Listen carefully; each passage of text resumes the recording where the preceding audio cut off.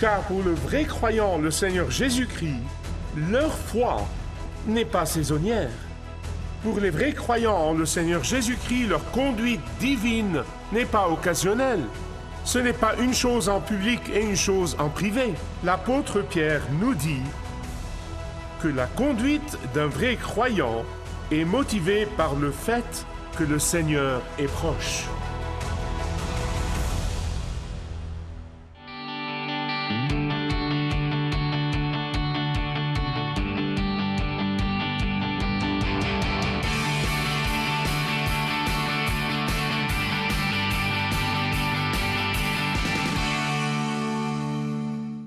Beaucoup de gens prétendent aujourd'hui être chrétiens et même évangéliques.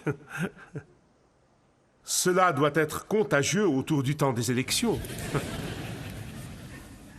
Il y a tant de gens qui prétendent être chrétiens et vous regardez de plus près et leurs vies sont dépourvues de conduite chrétienne. Ils vivent des vies qui n'ont aucune preuve de la foi chrétienne, mais ils disent « je suis un chrétien ». Beaucoup de politiciens découvrent toujours les églises autour de la saison électorale. Certes, il y en a qui sont de vrais croyants, et je ne leur enlèverai pas cela, élection ou pas d'élection. Mais tout cela est bien très loin du vrai croyant dans le Seigneur Jésus-Christ. Comment pouvez-vous voir la différence? Eh bien, leur conduite dans la vie, s'ils sont croyants, ils fonctionnent selon les principes bibliques jour après jour. La vérité est que n'importe qui peut prétendre être n'importe quoi, n'est-ce pas? Certaines personnes disent qu'elles sont chrétiennes parce qu'elles vont à l'église quelques fois par an. Elles sont bonnes avec les animaux, ou font une myriade de choses. Il n'y a pas de mal à ça. En fait, j'essaye de ne pas utiliser le mot chrétien, ou même évangélique, car il ne signifie plus rien de nos jours. Car pour le vrai croyant, le Seigneur Jésus-Christ, leur foi n'est pas saisonnière. Pour les vrais croyants en le Seigneur Jésus-Christ, leur conduite divine n'est pas occasionnelle. Ce n'est pas une chose en public et une chose en privé. Les vrais croyants, leur conduite n'est pas en fonction de leurs besoins. Pour les vrais croyants, leur conduite n'est pas pour qu'ils puissent aller de l'avant dans les affaires ou obtenir des voix, non. Pour les vrais croyants dans le Seigneur Jésus-Christ, leur conduite n'est pas de manipuler les gens et de manipuler même Dieu. Il y a des gens qui essayent de manipuler Dieu, croyez-le ou non. Et c'est pourquoi dans 1 Pierre chapitre 4, à partir du verset 7 jusqu'au verset 11, l'apôtre Pierre nous dit que la conduite d'un vrai croyant est motivée par le fait que le Seigneur est proche. C'est vraiment ce qui motive chaque croyant dans cette vie. Le Seigneur est proche. Je veux que vous regardiez ces versets avec moi, s'il vous plaît. Chapitre 4 de 1 Pierre, versets 7 à 11. J'appelle le message d'aujourd'hui dans cette série « La conduite de l'identité transformée ». La conduite de l'identité transformée est non seulement cohérente, mais elle est aussi persistante. En fait, il y a 4 caractéristiques de la conduite d'une identité transformée que je veux partager avec vous à partir de ce passage. 4 caractéristiques. Premièrement, pour eux, la prière est un plaisir, pas un devoir. Et pour eux, l'amour est une seconde nature, pas une corvée. Et pour eux, l'hospitalité est une joie, pas un travail. Et finalement, pour eux, l'utilisation de leurs dons spirituels vient naturellement. Il n'est pas forcé. D'abord, ceux qui ont leur identité transformée en Christ, pour eux, la prière est un plaisir. Ce n'est pas quelque chose que vous devez juste faire et vous dites « Oh, j'ai oublié de prier » ou « Cette prière, je vais la faire ». Non, non, non, c'est purement un plaisir. Permettez-moi de m'arrêter ici un instant, car je le sais, cela fait longtemps que je suis là. Et je sais qu'une fois qu'un prédicateur parle de la prière, beaucoup de gens commencent à se sentir coupables dans leur vie de prière. Ils sentent immédiatement qu'ils sont réprimandés au sujet de leur vie de prière. Et ils se sentent vraiment mal dans leur peau. Je veux changer cela aujourd'hui. Amen. Personne, y compris votre pasteur, ne se sent jamais à l'aise dans sa vie de prière. Je veux dire que je pourrais prier pendant des heures et pourtant je ne me sens pas à l'aise dans ma vie de prière. C'est pourquoi les gens s'assoient là et se sentent coupables dans leur vie de prière quand le prédicateur prêche sur la prière. Et nous allons changer cela aujourd'hui, d'accord? Parce que si vous ressentez ces sentiments de culpabilité chaque fois que vous entendez un sermon sur la prière et vous dites « Oh, j'aurais dû prier davantage, j'aurais dû prier ceci, et j'aurais dû faire cela et j'aurais dû faire l'autre chose », si ceci continue, vous savez ce qui va se passer, vous allez développer une immunité et nous ne voulons pas ça. Il y a plusieurs années, j'ai écrit un livre intitulé « La prière à laquelle Dieu répond ». Et je me souviens clairement que l'éditeur contester le titre de l'un des chapitres dans ce livre que j'ai écrit. Et le titre de ce chapitre était « La prière est facile ». Et ce cher homme, il disait continuellement « Attends une minute, la prière est dure, la prière est dure. Que veux-tu dire par le fait que la prière est facile ?» J'ai dit « Laisse-moi te l'expliquer. C'est facile de prier quand on veut quelque chose que Dieu seul peut nous donner. C'est facile de prier quand on est désespéré, n'est-ce pas? C'est facile de prier quand on est à bout de nerfs. C'est facile de prier quand tout le reste a échoué et qu'on n'a rien d'autre que Dieu. Tu vois, en ces moments, tu pries jour et nuit. Ça vient facilement. En fait, il n'y a pas de mal à cela. Vous avez compris? Il n'y a pas de mal à ça. Mais c'est loin de ce que Pierre a dit ici au verset 7 au chapitre 4. La fin de toute chose est proche. Par conséquent, soyez clairs d'esprit, exercez la maîtrise de soi. Pourquoi? Afin que vous puissiez prier. Pierre dit que lorsque vous vivez chaque jour dans l'attente du retour du Seigneur, si vous vivez avec le retour du Seigneur dans votre esprit, sur votre cœur, vous prendrez plaisir dans la prière. Que vous vouliez quelque chose de Dieu ou non, la prière serait comme passer du temps avec la personne la plus aimée. La prière serait comme la réjouissance dans celui que vous aimez tendrement. La prière serait comme vouloir exprimer sa gratitude et son action de grâce à quelqu'un qui vous a littéralement arraché des griffes de la mort. La prière est comme quelque chose que vous attendez avec impatience, non seulement chaque jour, ou chaque heure, mais chaque moment de chaque jour. Vous entendez les gens dire « Avez-vous dit vos prières ?» Je grince chaque fois que j'entends « Avez-vous dit vos prières ?»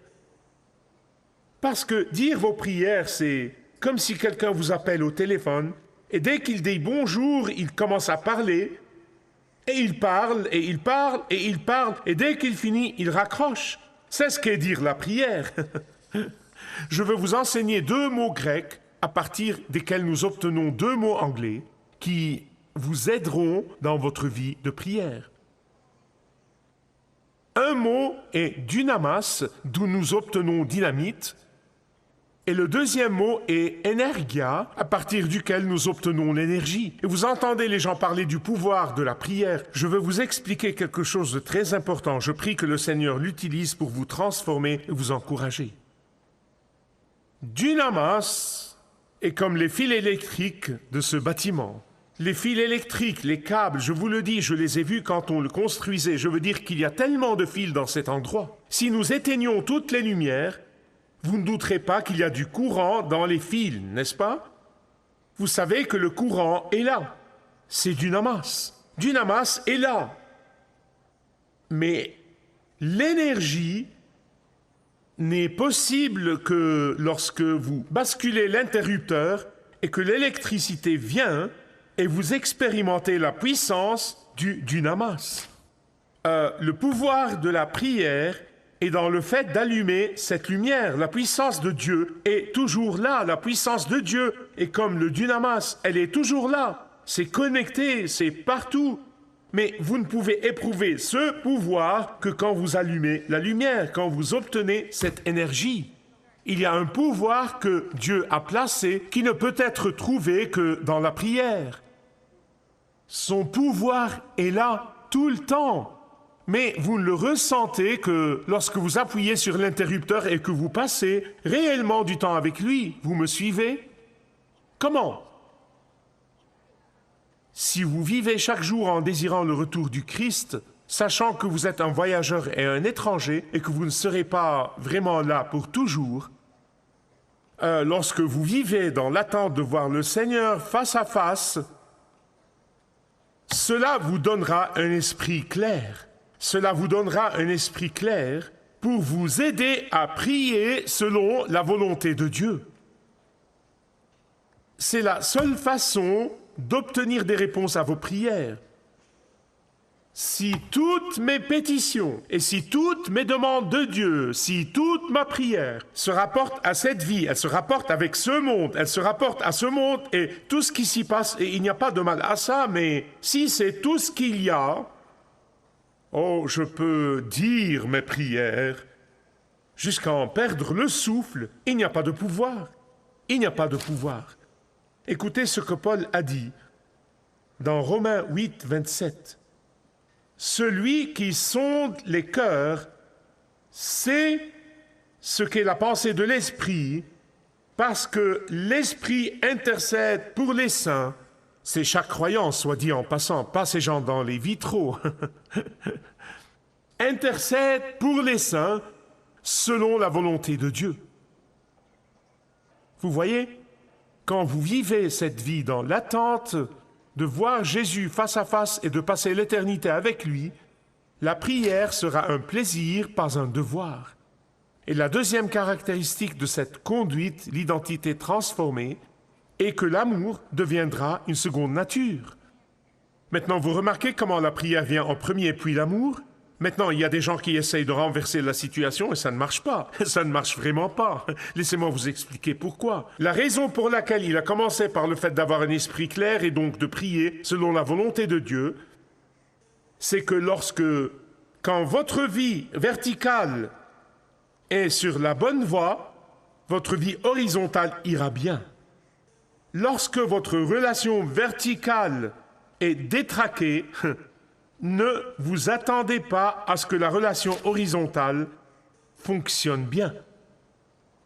Et Pierre utilise un mot ici, ce qui signifie que votre amour est étiré.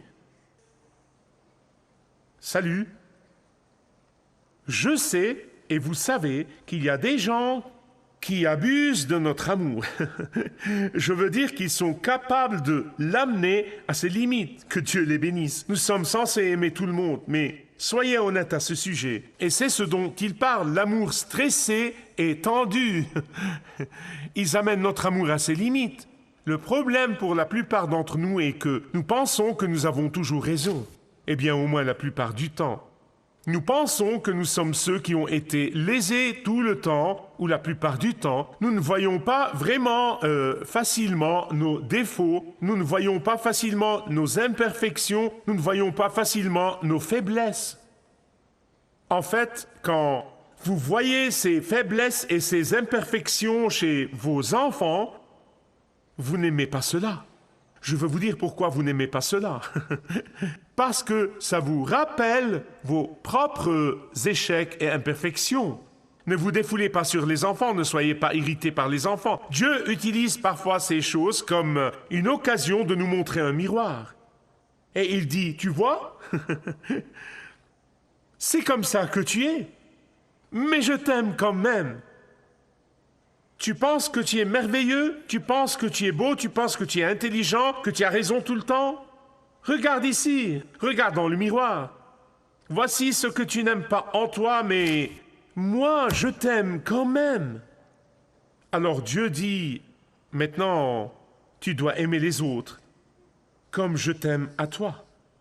Tu dois les aimer indépendamment de leurs échecs, tu dois les aimer indépendamment de leurs défauts, tu dois les aimer indépendamment de leurs faiblesses. Aime-les comme je t'aime. Verset 8. Que signifie l'amour couvre une multitude de péchés?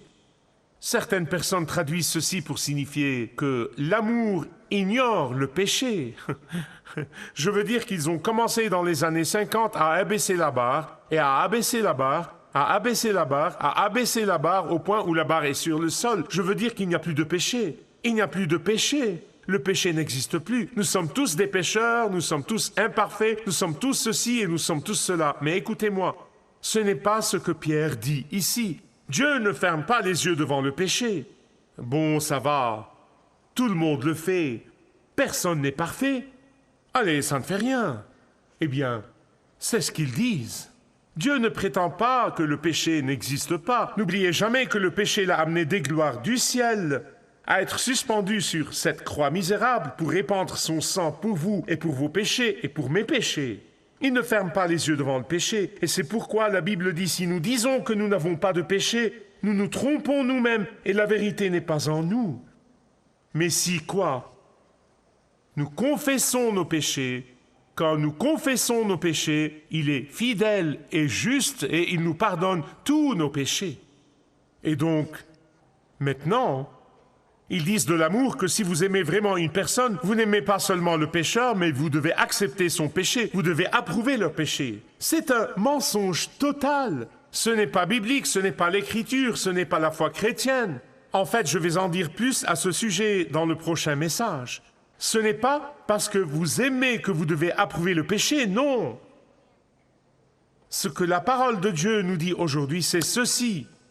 Vous aimez vos frères et vos sœurs en Christ, tout comme Jésus vous aime.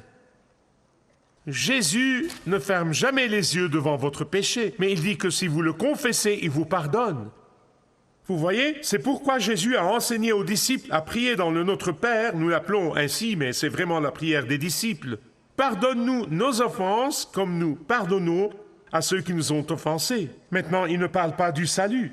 Le salut a été établi lorsque vous êtes venus à Jésus-Christ et vous l'avez reçu comme Sauveur et Seigneur. Il parle de la vie quotidienne. Et si vous refusez de pardonner à un autre frère croyant, comment pouvez-vous vous attendre à ce que Dieu vous pardonne ses péchés quotidiens? Quand nous confessons, notre Père céleste est plus que désireux de nous pardonner. Quand nous admettons ce qui signifie vraiment que nous sommes en accord avec Dieu. Dieu, j'ai échoué. Mon Dieu, combien de fois ai-je prié cela et je n'ai jamais entendu Dieu me dire, Michael, c'est la 20 750e fois que tu viens vers moi pour me demander pardon. Non! Il ne fait pas ça. Et nous devons faire la même chose. Votre vie de prière sera un plaisir, pas un devoir. Votre amour des autres sera juste une seconde nature. Et troisièmement, l'hospitalité sera une joie, pas une chose due. Le dictionnaire d'Oxford définit l'hospitalité comme suit. La réception amicale et généreuse des invités et des étrangers. Bon pour le dictionnaire d'Oxford. En fait, l'almanach du pauvre Richard dit que les poissons et les invités sentent mauvais après 3 jours. C'est plus comme ça.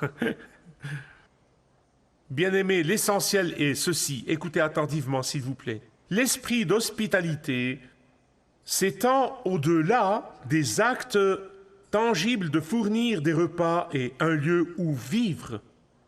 Cela inclut l'acte, bien sûr, mais c'est l'attitude du désintéressement. C'est vraiment ce que Pierre dit ici. Donc nous faisons ce que nous faisons, peu importe le sacrifice, et nous le faisons sans grogner ou nous plaindre. Il y a de nombreuses années, quand je vous raconte la fin de l'histoire, vous comprendrez combien d'années. Il y avait un homme d'affaires qui est arrivé dans un hôtel chic et essayait de trouver une chambre pour la nuit. Et dans la conversation entre le responsable de la réception et cet homme à propos de la chambre, il dit « Monsieur, je suis désolé, nous sommes complets ». Et la conversation continua pendant un petit moment. Là, debout dans le hall, il y avait un homme très bien habillé et il a entendu la conversation, alors il s'est approché de l'étranger. Il a dit « Monsieur, j'ai entendu ce qui se passe. Accepterez-vous mon hospitalité et viendrez-vous passer la nuit dans ma chambre ?» L'étranger était très reconnaissant et bien sûr, il est allé passer la nuit avec cet homme à l'air débonnaire et quand l'étranger est allé se coucher, il a vu son hôte là, à genoux, priant.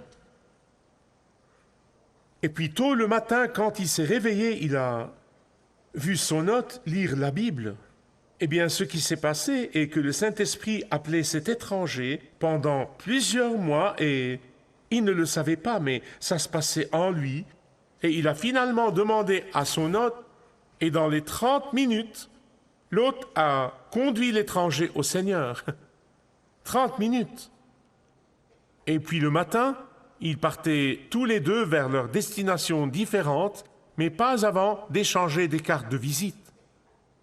Je veux que vous imaginiez avec moi, quand cet étranger, cet invité, étant absolument et littéralement sidéré de découvrir que son hôte n'était autre que William Jennings Bryant, le secrétaire d'État. Pierre nous dit ici que l'une des plus grandes expressions de l'amour chrétien est l'hospitalité. Et il nous dit que lorsque vous vivez dans l'attente du retour du Seigneur et que vous passez l'éternité au ciel avec lui, votre vie de prière sera un délice, pas un devoir. Votre amour sera une seconde nature. Votre hospitalité sera une joie, pas une chose due. Et enfin, quatrièmement, l'utilisation de votre don spirituel devient si naturelle que vous ne pouvez pas arrêter. Voici ce que la Bible enseigne.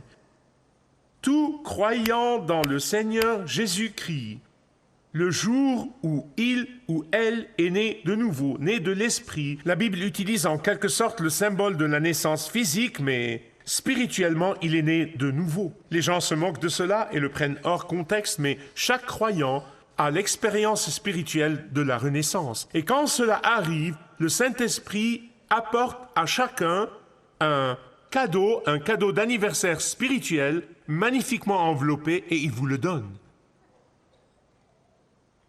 L'une des choses les plus tristes, je dois le dire, est qu'il y a beaucoup de croyants en le Seigneur Jésus-Christ qui n'ont jamais déballé ce don spirituel que le Saint-Esprit leur a donné. C'est la chose la plus triste, et c'est pourquoi l'Église n'a pas l'impact qu'elle devrait avoir. Je ne parle pas de notre Église, je parle de l'Église de Jésus-Christ. Il y en a qui ont reçu plus d'un cadeau, 2, 3 ou 4, mais chacun d'entre nous a reçu au moins un cadeau. Et Paul a souligné l'importance de cela, et comme je vous le dis souvent plusieurs fois, quand quelque chose dans l'Écriture est souligné plus d'une, 2 ou 3 fois, vous feriez mieux d'y faire attention. Paul le souligne dans son Écriture 3 fois, vous le trouverez dans Romains 12, vous le trouverez dans 1 Corinthiens 12, et vous le trouverez dans Éphésiens 4. Que ce soit le don de l'enseignement, ou le don de l'hospitalité, ou le don de la foi, le don de l'administration, ou le don du leadership, ou le don de la charité, tout ce que le Saint-Esprit vous a donné comme cadeau d'anniversaire, il vous l'a donné d'abord et surtout pour que vous puissiez glorifier Dieu avec. Ceux qui refusent de découvrir et d'utiliser leurs dons spirituels, ils volent la gloire de Dieu. Je veux répéter cela. Ceux qui refusent d'ouvrir et de découvrir leurs dons spirituels et de l'utiliser, ils volent la gloire de Dieu. Deuxièmement, ces dons, à chacun d'entre nous, et il y a peut-être juste un nombre limité de cadeaux, mais même la variété de cadeaux, chaque fois qu'ils nous sont donnés, il n'y en a pas deux identiques, tout comme nos empreintes digitales. Pas deux d'entre eux semblables. Tout comme il n'y a pas deux flocons de neige pareils, il n'y a pas deux cadeaux identiques. Et nous n'utilisons pas nos dons spirituels pour notre gain. Nous utilisons nos dons spirituels pour ne pas attirer les gens vers nous. Nous utilisons nos dons spirituels non pour notre gloire, non, non, non, non. Et ceux qui essayent, ils vont apprendre très vite que le Seigneur a une façon de gérer cela. Laissez-moi vous poser une question. Comment pouvez-vous vous vanter concernant un cadeau, n'est-ce pas? Vous ne l'avez pas créé, vous ne l'avez pas engendré, vous ne pouvez pas l'imiter, vous ne pouvez pas le créer, il vous est donné. Comment pouvez-vous vous vanter de quelque chose qui vous a été donné? Attention, attention, avertissement, si vous connaissez votre don ou vos dons spirituels et que vous ne les utilisez pas, vous ne péchez pas seulement contre un Dieu saint, mais vous péchez contre le corps de Jésus-Christ.